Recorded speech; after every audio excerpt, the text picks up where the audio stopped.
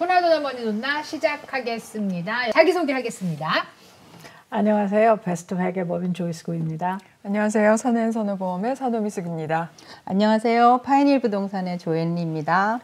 안녕하세요. 조이너스케어 대표 최은숙입니다. 오늘은 특별히 이제 댓글에도 말씀을 하셨는데 어뉴이티에 대해서 한번 해달라고도 하셔서 좀 더 쉽게 풀어서 말씀을 드리는 게 필요하겠다라는 생각을 했습니다. 그 어뉴이티는 뭐다? 컨트랙이다. 어뉴이티는 뭐다? 라이프 인슈런스의 반대다. 참나 연금이다 소리 못 나오면 어떡해요. 생명보험과 반대. 그게 확실히. 그러니까 어쨌든 뭐냐면 저는 기본을 얘기하고 싶어요. 우리가 어뉴이티 이렇게 말을 하는데 어뉴이티가 도대체 뭐냐 그러면 간단하게 말하면 개인 연금이에요. 개인이 자기 돈으로 들어서 불려나가서 나중에 은퇴하고 나서 죽을 때까지 쓸 수 있는 돈을 마련하는 주머니다. 이렇게 말씀드리고요. 자, 이분은 컨트랙이다라고 바로 나왔어요. 왜 컨트랙입니까? 보험회사와 사는 사람과 둘이 이제 계약을 맺는 거죠. 그래서 계약을 맺어서 이제 그거를 내가 이만큼을 주고 어떻게 하겠어요라는 거를 하는 거가 이제 어뉴어티라고 불려지는 거죠. 그러면 보험회사에서만 살 수 있다는 뜻인가? 보험회사만 팔아요. 어뉴어티는. 근데 또 라이프 인슈런스하고 반대다. 라는 소리는 뭐냐면 생명보험을 얘기하면 보통의 경우에 푼돈을 넣잖아요. 계속 넣죠. 그러다가 일이 터지면 사람이 사망을 하면 목돈이 나오지. 네. 그지? 네. 연금은 반대. 목돈을 갖다가 집어넣으면 보통의 경우에 어느 정도 컨트랙 기간이나 그런 거에 조건에 의해서 계속해서 인컴으로 수입으로 나눠서 그러니까 푼돈은 아니지만 어쨌든 쪼개져서 평생 죽을 때까지 나오는 거죠. 라이프 인슈런스는 죽어야만 나오고 연금은 죽을 때까지 나 혼자 죽을 때까지 아니면 내 와이프까지 포함시켜서 내 스파우스까지 포함시켜서 죽을 때까지 이거는 이제 옵션에 의해서 할 수가 있는 거예요.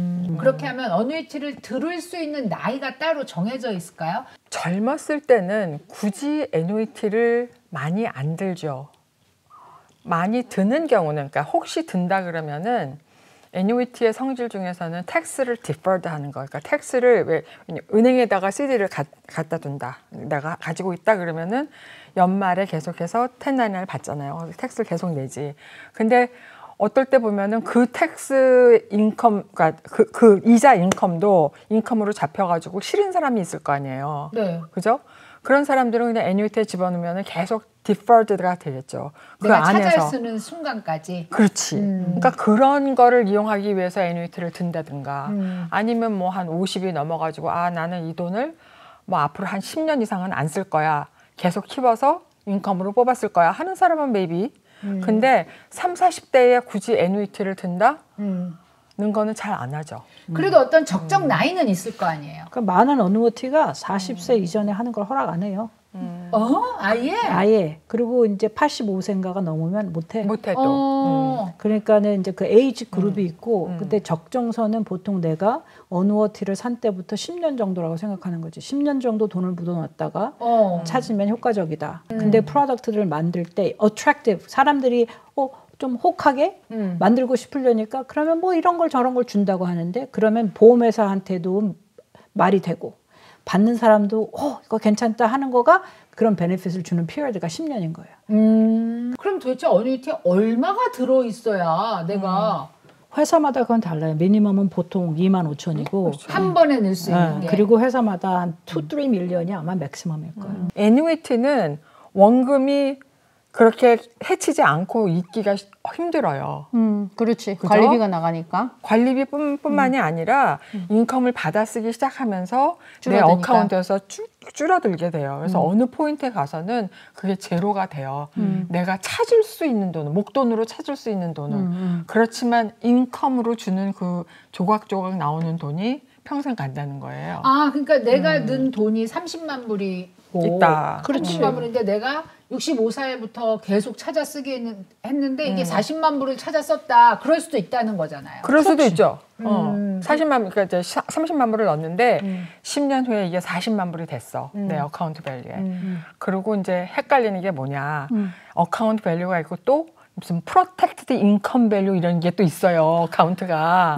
그러니까 이제 어떻게 생각하면 되냐면 내가 목돈으로 찾아 쓸 수 있는 주머니 그리고 인컴으로 매달 찾을 수 있는 그 주머니, 그 두 개가 존재한다고 생각하면 돼요. 한 어카운트에. 한 어카운트에. 그 선택하는 거예요? 선택할 수 있지. 그렇지만 이 어카운트 밸류가 계속해서 자라서 말하자면 투자 어카운트인데 이거를 찾아 쓸 경우도 있잖아요. 목돈을 안 찾고 죽을 때까지 그냥 생활비로 따박따박 쓰겠다. 그게 원래 연금의 목적인데 살다 보면 혹시나 그렇게 할 수도 있잖아, 그지? 그럴 경우에는 이제 어카운트 밸류에 그 어카운트에 모여 있는 돈을 이제 내가 찾을 수가 있는데. 그건 그러면 들 때부터 정해야 돼요. 나중에 선택할 수 있어요. 나중에 선택할 수 있죠. 있어요. 그래서 이 어카운트 밸류를 너무 일찍 찾으면은 벌금이 붙는 게 있어요. 돈이 자라야 되는데 못 자라게 하니까. 생명보험도 일찍 찾으면 벌금이 붙죠. 서렌더 차지 그래가지고 애뉴이티도 마찬가지. 예. 또 이제 애뉴이티는 59.5세 전에 찾으면 더블로 10%가 또 페널티가 붙어. IRS 더. 그러니까. 서렌더 차지 플러스. 들 필요가 진짜 없구나. 없지. 그러니까 못 찾는 거야. 계속 못 하나. 그러니까 이제 그런 목적이 분명하기 전에는 애뉴이티를 잘못 덥석 이게 좋은 것 같아 하고 그렇게 들 일은 아니라는 거예요. 그리고 재산이 있으면 어느 정도 일부만 어떤 일부 고정 인컴을 만들기 위해서 만들어 놓는 거 그거는 좋지만 내가 뭐 30만 불이 내 전 재산인데 30만 불을 몽땅 다 애뉴이티에 넣어서 나는 인컴으로 뽑았을 거야. 회사가 허락해 주지도 않고 그거는 프랙티컬리 아이디어를 하지도 않고. 그러니까 이제 우리가 은퇴를 하면서 해지하려고 하는 리스크들이 뭐가 있냐면은 마켓 리스크가 있는 거지. 그렇지. 내가 은퇴를 했는데 내려가면 어떻게 해? 두 번째 롱제비티 리스크가 있는 거지. 뭐냐면 내가 너무 오래 살면 어떻게 해? 내 돈은 한정돼 있는데 그다음에 인플레이션 리스크가 있는 거야. 이게 세 개가 다 대단한 리스크인 거지. 그러면 내가 모든 자산을 다 이렇게 하는데 둘 수가 없는 거예요. 그래서 소셜 스키리 베네핏을 우리가 어느 정도는 개런티 인컴이라고 생각을 한다고 하면 퍼스널 이런 펜션의 형식으로 만드는 이유는 내 개런티 인컴을 만들겠어요. 그렇지. 하는 거니까 이걸 좀 조절을 해야 되는 거죠. 개런티 인컴을 만든다고 하는 거는 뭐냐면 개런티 인컴을 만든다고 하면 지금 내가 30만 불인데 다 그 개런티를 넣게 되면은 인플레이션 리스크를 해지할 수 없어요. 그렇죠. 내가 오래 사는 거는 할 수 있겠지만 그게 안 돼. 그러면 이걸 나눠야 된다는 뜻이죠. 내가 나이가 많아도 일정 금액은 돈을 벌어야 되는 거지. 인플레이션을 캐치업해줘야 되는 거지. 그걸 만들려고 하면 요거를 이제 잘 보고 나눠야 된다는 뜻이죠. 그러면은 어뉴이티를 목돈을 넣어놓고 투자를 하는 거라 그랬는데 그러면 어뉴이티가 깎일 수가 있어요? 내가 30만 불을 넣었다고 쳐. 그러면은 그게 손해를 봐서 주식은 그렇잖아요. 그럴 수도 있어요. 마켓에 따르는 거겠지 그게. 그게 어뉴이티가 이제 종류가 여러 가지가 있어요. 그래서 뭐 픽스드 애뉴이티 그거는 이제 고정 이자를 주는 거예요. 고정 CD처럼. 그리고 또 하나는 이제 제일 이쪽에 게 베리어블 애뉴이티. 이거는 그야말로 내가 애뉴이티에 30만 불을 넣으면 그게 뮤추얼 펀드를 사서 진짜 투자로 되는 거예요. 근데 그 중간 게 인덱스 애뉴이티. 그거는 픽스트도 아니고 완전히 뮤추얼 펀드를 사는 베리어블도 아니지만 비슷하게 베리어블처럼 나가긴 하지만 프로텍션이 있어서 얼마 밑으로는 내려가지 않게 뭐 주로 뭐 플로어 레이시라고 하죠. 거기도 여러 가지가 있는데 뭐 플로어가 제로일 수도 있고 아니면 버퍼드 애뉴이티라 갖고 10% 이상은 루즈하지 않게 뭐 이제 이런 것도 있고 그리고 이제 위에 쪽은 예를 들어서 뭐 S&P 500가 뭐 18%를 이익을 났다 해봐요. 근데 18%를 다 줄 리가 없지 여기서. 그래서 캡 레이트 이런 게 있는 거예요. 그래서 뭐 12% 아니면 뭐 10% 이런 식으로 캡 레이트이 있어. 그 사이에서만 움직이고 또 이 인덱스 애뉴이티가 베리어블 애뉴이티하고 다른 점은 뭐냐면 내가 선택할 수 있는 어카운트 자체가 그렇게 많지가 않아요.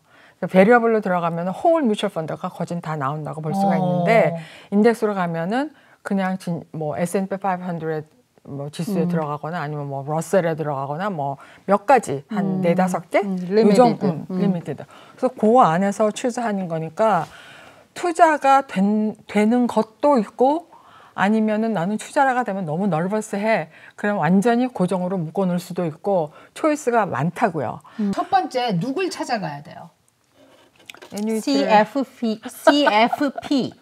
지금 말씀하신 대로 fixed annuity, index annuity, variable annuity. variable annuity는 실제 마켓에 가는 거니까 이거는 증권 라이선스가 있어요.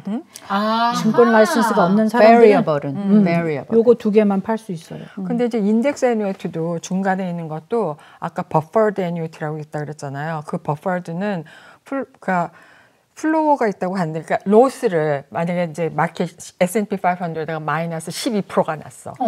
그러면은 요 10%는 회사가 이걸 감수하는 거예요. 그래서 마이너스를 2% 정도만 쳐주는 거예요. 그 대신에 마이너스를 이제 쳐주니까 이 캡이 좀 높아요. 이런 식으로 하여간 버퍼드 애뉴이티를 하려 그러면은 또 증권 라이선스가 있어야 돼요.